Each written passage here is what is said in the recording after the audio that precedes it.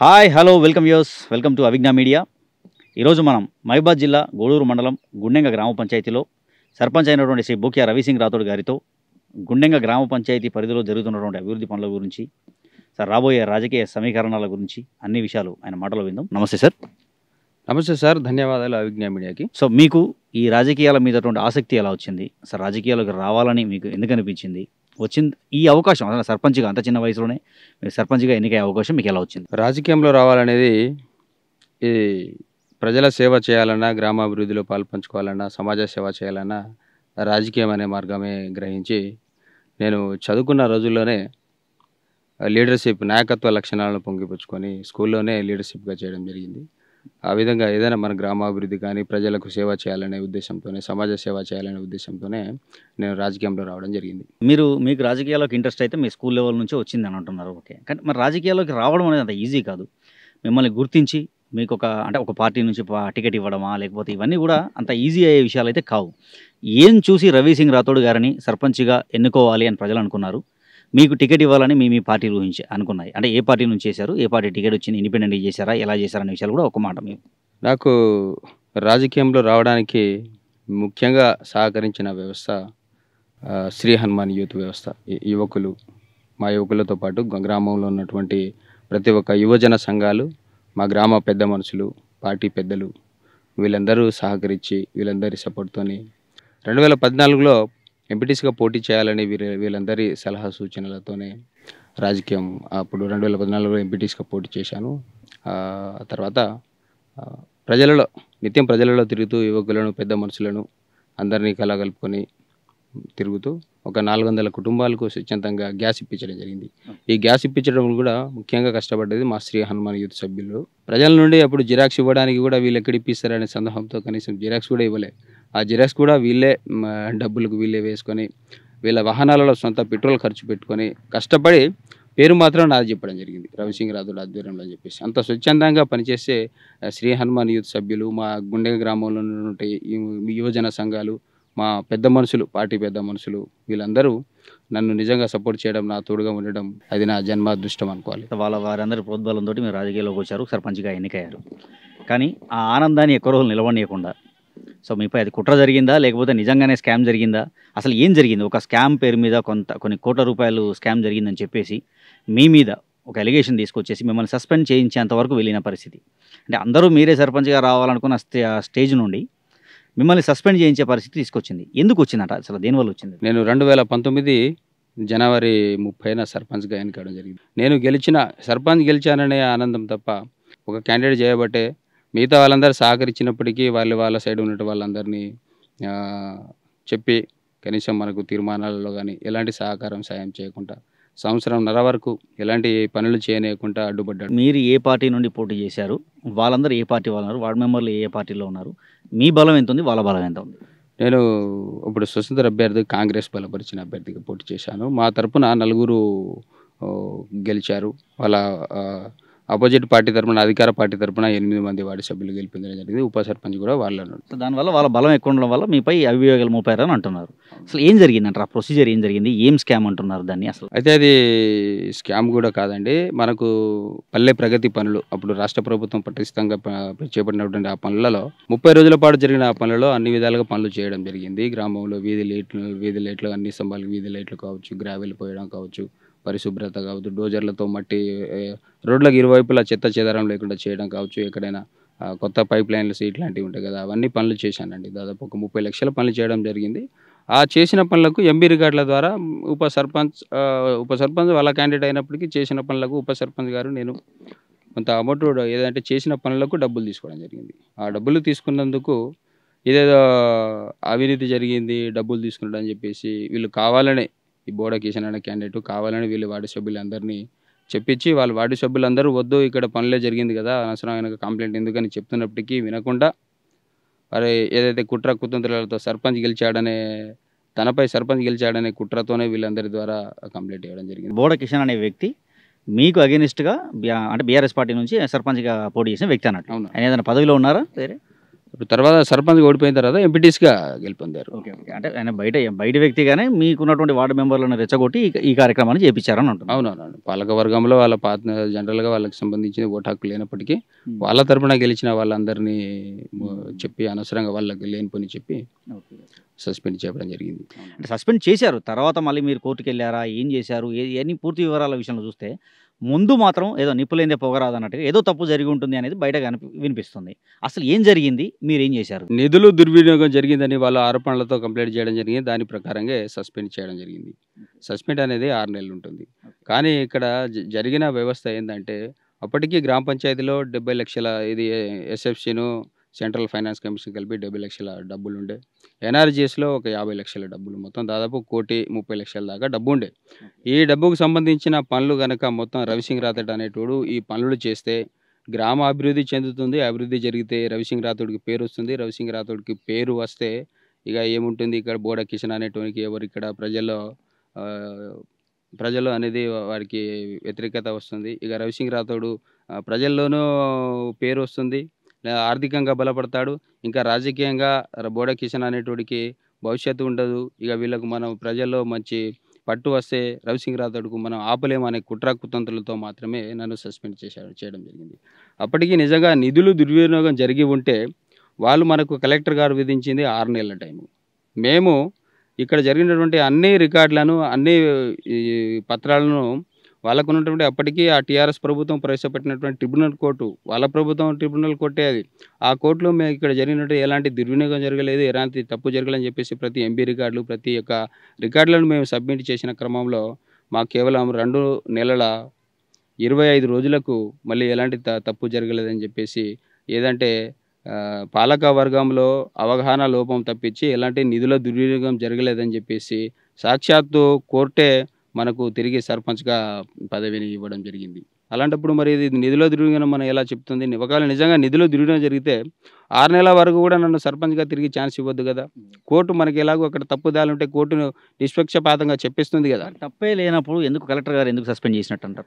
ఇప్పుడు ఏంటంటే వాస్తవానికి ఇక్కడ సంవత్సరం వరకు ఆ 8 మంది వార్డు సభ్యులను గ్రామ పంచాయతీలలో ఎలాంటి తీర్మానాలు ఇవ్వొద్దు, ఎలాంటి సపోర్ట్ చేయొద్దని చెప్పేసి ఇదే బోడ కిషన్ అనేవాడు వాళ్ళందరిపై ఒత్తిడి చేయడం వల్ల వాస్తవానికి వాళ్ళు గ్రామ పంచాయతీ పాలకవర్గం మీటింగ్ వచ్చినప్పటికి ఎలాంటి తీర్మానాలకు గానీ, ఎలాంటి వాటికి గానీ సపోర్ట్ చేయలేదు. వాళ్ళు అప్పటికి గ్రామ పంచాయతీ పనులలో, గ్రామ పంచాయతీ అభివృద్ధిలో పాలు పంచుకోవాలని వాళ్ళందరికీ ఉన్నప్పటికీ కేవలం ఈ బోడ కిషన్ అనేటోడు వాళ్ళకు ఒత్తిడి చేయడం వల్ల వాళ్ళు ఈ తీర్మానాలలో భాగస్వామ్యం కాలేదు. మనకున్నటువంటి కేవలం నలుగురి వార్డు సభ్యుల ద్వారా తీర్మానాలు చేసి నేను ఈ పల్లె ప్రగతి పల్లె ప్రగతి పనులలో పనులు చేయడం జరిగింది. వాస్తవానికి గ్రామ పంచాయతీలలో కోరం ఉండాలంటే సగం మందైనా ఒక తీర్మానం చేయాలంటే సగం మందైనా రావాలి. సగం అంటే మాకున్నటువంటి గ్రామంలో 12 మంది వార్డు సభ్యులలో అట్‌లీస్ట్ 6గురైనా సపోర్ట్ చేయాలనేది తీర్మానం చేయాలనేది ఉండే. కానీ మేము 1/4 ప్రకారంగా మేము పనులు చేయడం జరిగింది. అప్పటికి వీళ్ళేందంటే మేము 1, 2 సార్ల ఎజెండా పంపించడంలో వాళ్ళ సంతకాలు లేదు. కేవలం ఎజెండా పంపించడంలో వాళ్ళ సంతకాలు చేయనందున దానికి మాత్రమే మేజర్‌గా తప్పుగా భావించి కలెక్టర్ గారు సస్పెండ్ చేయడం వైపు నుంచి వాళ్ళు ఎటువంటి సహకారం అందించకుండా మరోవైపు నుంచి మళ్ళీ అంటే ఏకపక్ష తీర్మానాలు చేశారు అన్నట్టుగా మీ మీద. అవును. ఓకే. ఓకే. సరేనండి. మరి ఇప్పుడు అయిపోయింది. సరే సస్పెన్షన్ అయిపోయింది. మీరు కోర్టుకెళ్లారు, తిరిగి వచ్చారు. మళ్ళీ సర్పంచ్‌గా కొనసాగుతున్నారు. ఇప్పుడు వాళ్ళ ప్రభుత్వం కూడా పోయింది. బీఆర్ఎస్ ప్రభుత్వం కూడా పోయింది. ఇప్పుడు మీ ప్రభుత్వం వచ్చింది. మీ ఎమ్మెల్యే కూడా మీ పార్టీ నుంచే ఉన్నారు. గవర్నమెంట్ నుంచి కూడా మీ పార్టీ ఉన్నారు. మరి ఏమైనా కక్ష సాధింపు చర్యలో లేకపోతే రిటర్న్ గిఫ్ట్‌లో ప్లాన్ చేస్తున్నారా ఏంటి? బోడా కిషన్ నాయక్ అనేటోనికి మా గ్రామ ప్రజలే, మా గ్రామ పెద్ద మనుషులు, మా యువకులు, మా మహిళా మనులు వాళ్ళే కిషన్ నాయక్‌కు శిక్ష ఇస్తారు. ఇట్లా ఏదైతే నన్ను సస్పెండ్ చేశాడో దానికి చర్యకు ప్రతిచర్య ఉన్నట్టు నా సస్పెండ్‌కి చర్యగా ఇవాళ నన్ను సస్పెండ్ చేశావంటే మా గ్రామంలో ఉన్నటువంటి ప్రతి ఒక్క ఓటర్‌కు సస్పెండ్ చేసినట్టే. నన్ను ఎంతో అభిమానంతో, ఇష్టంతో గ్రామ అభివృద్ధి చేస్తాడనే ఆలోచనలతో గెలిపించిన నన్ను సస్పెండ్ చేశావంటే నా గ్రామంలో ఉన్నటువంటి ప్రతి ఓటర్‌కు సస్పెండ్ చేసినట్టే. దానికి ప్రతిచర్యగా నీకు నా గ్రామ ప్రజలు, నేను నమ్ముతున్న నా గ్రామ ప్రజలను ఆల్రెడీ ఫిక్స్ అయ్యారు. నిన్ను రాజకీయంగా గ్రామంలో ఎలాంటి పదవి లేకుండా నిన్ను రాజకీయంలో లేకుండా చేస్తారనే దానికి ఇది ఇది జనాలందరూ ఆల్రెడీ ఫిక్స్ అయ్యారు. తప్పకుండా నిన్ను రాజకీయంలో ఎలాంటి పదవి లేకుండా చేస్తారు. గ్రామ ప్రజలందరూ ఇది ఆల్రెడీ గ్రహించారు. వాళ్ళందరికీ తెలుసు. బోడా కిషన్ అనే వాడికి గుండెగ గ్రామంలో ఏ పదవి లేకుండా చేస్తే నా గ్రామ అభివృద్ధి, నా గుండెగ గ్రామం సంపూర్ణంగా అభివృద్ధి చెందుతుంది. ఎలాంటి గొడవలు ఉండదు, ఎలాంటి పంచాయతీలు ఉండదు. గ్రామం చాలా ప్రశాంతంగా ఉంటుంది. మా గ్రామం అన్ని రంగాలలో అభివృద్ధి చెందుతుంది. ఎలా చెందుతుందంటే బోడా కిషన్ అనేటోడికి గ్రామంలో ఎలాంటి పదవి లేకుండా చేస్తేనే అది సాధ్యమవుతుంది. జనాలందరూ కూడా అది గ్రహించారు. నా సస్పెండ్కు రిటర్న్ గిఫ్ట్గా నీకు రాజకీయంలో ఎలాంటి పదవి చేయకుండా చేయడమే నా గ్రామ ప్రజలందరి లక్ష్యం, నా లక్ష్యం. సరే, ఇప్పుడు ఈ పర్సనల్ విషయాలను కూడా కాసేపు పక్కన పెడితే యాక్చువల్గా ఈ 2019 కన్నా ముందు ఉన్నటువంటి గుండెంగ గ్రామ పంచాయతీ పరిస్థితులు ఎలా ఉండేవి? మీరు చేసినటువంటి అభివృద్ధి పనులతో ఇక్కడ గుండెంగ గ్రామ పంచాయతీలో ఎలాంటి మార్పులు వచ్చాయి? నేను గెలవక ముందు గ్రామాలలో గ్రామ ప్రజలకు పరిపాలన విధానంలో కానీ, ప్రభుత్వ పథక విధానంలో కానీ కనీసం ఎలాంటి ఏ విషయాలు తెలిసేటివి కావు. గ్రామ సభ నిర్వహించడం కానీ, పాలకవర్గం మీటింగ్లు కానీ, లేదంటే గ్రామ ప్రజలలో ఈ లీడర్లు ప్రజల వద్దకు వెళ్ళడం అనేది కానీ ఎలాంటి ఏం జరిగేది ఏదంటే వాళ్ళ వద్దకే ప్రజలు వెళ్ళాలి. ఒక పంచాయతీ ఉన్నదంటే డిపాజిట్లు పెట్టి నెలలు తిరుగుతూ ఉంటారు తప్పించి ఎలాంటి ఆ పంచాయతీ విషయంలో తారతమ్యత, ఆ పట్టాడు ఈ పట్టాడు, నా మనిషి కాదు వీడి మనిషి కాదని చెప్పేసి న్యాయం ఉన్నవాడి సైడ్ ఏమో వాళ్ళకి శిక్ష పడేది, అన్యాయం ఉన్నోడికి వాళ్ళు రక్షించేది. నేను గెలిచిన తర్వాత ఎస్పెషల్లీ ముఖ్యంగా పంచాయతీ విషయంలో మార్పు వచ్చింది. మీ తండా వద్దనే వచ్చి మేము పంచాయతీ చేస్తాము, మీ తండా వద్ద ప్రజల వద్దే పాలన అన్నట్టు మీ వద్దనే మేము వస్తాము, మీ వద్దనే లీడర్లు రావాలి, మీ ఏరియాలోనే మీ తండాలోనే పంచాయతీ జరగాలనే ఉద్దేశంతో ఎస్పెషల్ పంచాయతీలో మంచి మార్పు చేయడం జరిగిందండి. ఆ తర్వాత పనుల విషయం తీసుకుంటే ప్రతి తండాకు మంచినీటికి సంబంధించిన పనులు చేయడం జరిగింది. బోర్లు వేయించడం కానీ, ఏదైతే పైప్ లైన్ కలెక్షన్ లేని తండాలకు పైప్ లైన్ కలెక్షన్ వేయడం జరిగింది. ప్రతి ఒక్క ఎలక్ట్రిక్ పోల్లకు ఇంతకుముందు చిన్న బల్బులు ఉండేది, అది కూడా సంవత్సరానికి ఒకసారి మాత్రమే వేసేవాళ్ళు. ఆ తర్వాత కనీసం పట్టించుకున్న దాఖలాలు లేవు. దసరా వస్తేనే తప్పించి వాటి గురించి ఆలోచన చేయరు. అది కూడా చిన్న బల్బులు వేసేటోళ్ళు. నేను గెలిచిన తర్వాత ప్రతి ఒక్క విద్యుత్ స్తంభానికి ఎల్ఈడి లైట్లు, పెద్ద లైట్లు వేయడం జరిగింది. అదేవిధంగా ప్రతి తండాకు రోడ్లు అస్తవ్యస్తంగా ఉండేది. ఏదైతే సరిగా లేని రోడ్ల వాటి కూడా ప్రతి ఒక్క తండాకు మట్టి రోడ్లు గ్రావెల్తో ఆ రోడ్లను కొంచెం మంచిగా చేయడం జరిగిందండి. ఒక 4 తండాలకు సీసీ రోడ్లు వేయడం జరిగింది. అదేవిధంగా మా గ్రామంలో రైతు వేదిక భవనం నిర్మించడం జరిగింది. శ్మశాన వాటిక ఉంది, ఇరిగేషన్ షెడ్ ఉంది, 2 పల్లె ప్రకృతి వనాలు, అద్భుతమైన పల్లె ప్రకృతి వనాలు ఉంది, అద్భుతమైన నర్సరీని ఏర్పాటు చేయడం జరిగింది. మా గ్రామంలో క్రీడా ప్రాంగణం ఏర్పాటు చేయడం జరిగింది. అదేవిధంగా ప్రతి నెల హెల్త్ క్యాంపు, ప్రజలకు ఏదైనా సమస్య వస్తే హెల్త్ క్యాంపులు నిర్వహించడం జరిగింది. అదేవిధంగా ఏదున్నా గ్రామ సభ ఏర్పాటు చేయడం జరిగింది.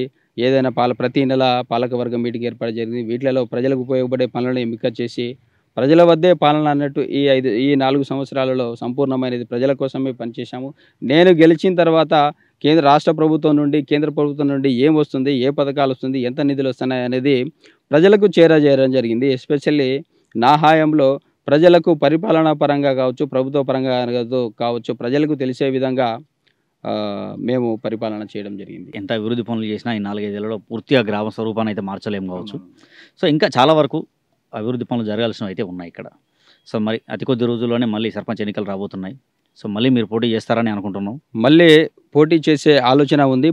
అది కూడా ఏ విధంగా అంటే మా గ్రామ పెద్దలు ఉన్నారు. మా గ్రామ పెద్దలందరినీ, మా పార్టీ కార్యకర్తలందరినీ విచారించి, మా పార్టీ కార్యకర్తలందరూ, మా ప్రజలందరూ ఎవరికైతే డిసైడ్ చేస్తారో, ఎవరైతే పోటీలో ఉండాలనుకుంటారో ఆ వ్యక్తినే మేము సర్పంచ్గా, ఎంపీటీస్గా అందరం కలిసిమెలిసి గెలిపించుకొని వచ్చే 5 సంవత్సరాలలో సంపూర్ణంగా మా గ్రామం అన్ని రంగాలలో అభివృద్ధి చెందేలా పనిచేస్తామని భావిస్తాను. అంటే రాబోయే కాలంలో, రాబోయే నెక్స్ట్ టర్మ్లో ఈ గ్రామ పంచాయతీ పరిధిలో మీరు చేయాలి అనుకుంటున్నటువంటి అభివృద్ధి పనులు, అంటే ఈ గ్రామానికి ఇంకా ఏమేమి అవసరాలు ఉన్నాయి?